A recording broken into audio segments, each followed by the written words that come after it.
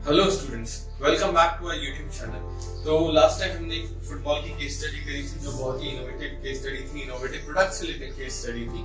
आज हम थोड़ा सा केस स्टडी के बारे में जानेंगे कि हमें कैसे रिस्पॉन्सेस मिले, प्लस हम एक नई केस स्टडी करेंगे। तो चलिए शुरू करते हैं। तो जैसा कि हमारी पुरानी केस स्टडी थी कि एक फुटबॉल थी, इसको हमको एक न्यू इनोवेटिव प्रोडक्ट में बनाना था, एक न्यू प्रोडक्ट सोचना था कि प्रोडक्ट फुटबॉल से रिलेटेड क्या क्या सोच सकते हैं, क्या क्या इनोवेशन कर सकते हैं। तो जैसे एक एग्जांपल मैंने दिया था कि एक पंचलेस फुटबॉल बनाई जा सकती है। इसके अलावा हमें बहुत अच्छे रिस्पॉन्सेस मिले इन बच्चों से, मैं आपके साथ शेयर करना चाहता हूँ। तो एक बच्चे ने बताया, ऐसा बोला है कि ऐसा प्रोडक्ट बना सकते हैं, ऐसा फुटबॉल बना सकते हैं जो बास्केटबॉल, वॉलीबॉल और फुटबॉल तीनों खेलने के काम आए।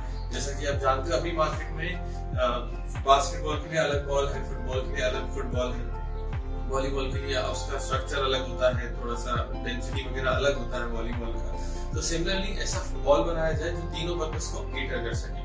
बहुत अच्छा आंसर लगा। इसके अलावा एक स्टूडेंट ने बोला है क्यों ना इस बॉल को ऐसा बनाया जा सके कि जो इजी टू ट्रैवल कैरी करने में आसानी हो, ऐसी बॉल हो कि जब चाहे उसका हवा निकाल लिया जाए, वापस हवा भरनी रहे तो ज्यादा दिक्कत ना हो। छोटा सा पंप वगैरह हम दे सकते हैं फुटबॉल के साथ जो आसानी से फुटबॉल में हवा भर सकता है। तो चलिए, तो कुछ बहुत अच्छे इंटरेस्टिंग आंसर्स।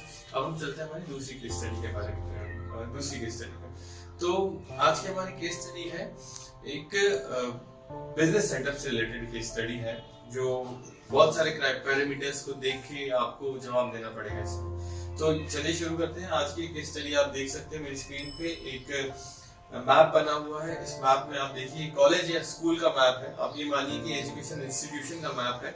इसके आसपास बहुत सारा खाली लैंड है, बहुत सारा खाली लैंड है। अब अपने आप को इस लैंड का ओनर मानिए, जो खाली लैंड है इस इंस्टीट्यूशन, कॉलेज या स्कूल या कोई भी एजुकेशन इंस्टीट्यूशन मानिए आप इसको, और इसके आसपास बहुत सारा खाली लैंड पड़ा हुआ है। तो अब क्वेश्चन ये है, द स्टडी इज कि अब आपको इस खाली land, as a owner of this land, आपको डिसाइड करना है कि इस लैंड पे मैं क्या बिजनेस शुरू करूं जो मुझे लॉन्ग टर्म बहुत ही फ्रूटफुल रहेगा। मैंने आपको बेसिक नॉलेज दे दिया है इस तरीके के बारे में कि एजुकेशन इंस्टीट्यूशन, उसके बाद में आपको क्या सेटअप कर सकते हो, कौन सा बिजनेस आप शुरू कर सकते हो। तो अब आप इस केस स्टडी को अपने दोस्तों के साथ डिस्कस करिए, कमेंट बॉक्स में हमको अपने आंसर बताइए। देखना चाहते हैं हम कि आप कितना सोच सकते हो। अगर मैं कल को आपके फ्यूचर में बड़े होंगे, एंटरप्रेन्योर बनेंगे, आपका खुद का बिजनेस सेटअप करने की कोशिश करेंगे, तो आपको ऐसे ही चैलेंजेस फेस करने पड़ेंगे। तो आप सोचिए कि अगर आपके पास कोई खाली लैंड है तो आप उस पर क्या शुरू कर सकते हैं, क्या इन्वेस्टमेंट करेंगे, कितना पैसा लगेगा और क्यों करें, कितने बच्चे आपके पास आएंगे। फॉर एग्जांपल जैसे मैंने बोला है एजुकेशन इंस्टीट्यूशन है, तो इसका मतलब ये है कि आपके पास स्कूल जो इंस्टीट्यूशन के जो बच्चे हैं वो आपका मेजर टारगेटेड सेगमेंट है, ठीक है। वो आपके पास ज्यादातर वही कस्टमर आएगा, तो रिपीट कस्टमर आपका वही रहेगा।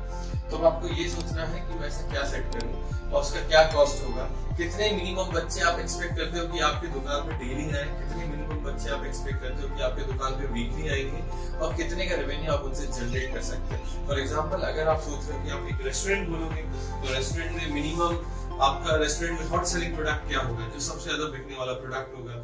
फॉर एग्जांपल आपने देखा होगा कि एजुकेशन इंस्टीट्यूशन से बाहर से चाय के छोटे छोटे स्टॉल्स होते हैं। तो चाय वाले के स्टॉल पे लोग चाय पीने जाते हैं, तो उस चाय वाले का जो रेवेन्यू है, जो प्रॉफिट है, वो चाय से नहीं बनता है।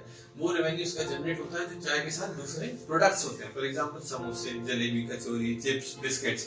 तो ऐसे प्रोडक्ट्स बेच के वो अपना प्रॉफिट बनाता है, पर वो कस्टमर को अट्रैक्ट करता है चाय बेच के। तो सिमिलरली अगर आप ऐसा कुछ सोच रहे हैं तो प्लीज कमेंट बॉक्स में अपने दोस्तों के साथ डिस्कस करके हमको जरूर बताइए।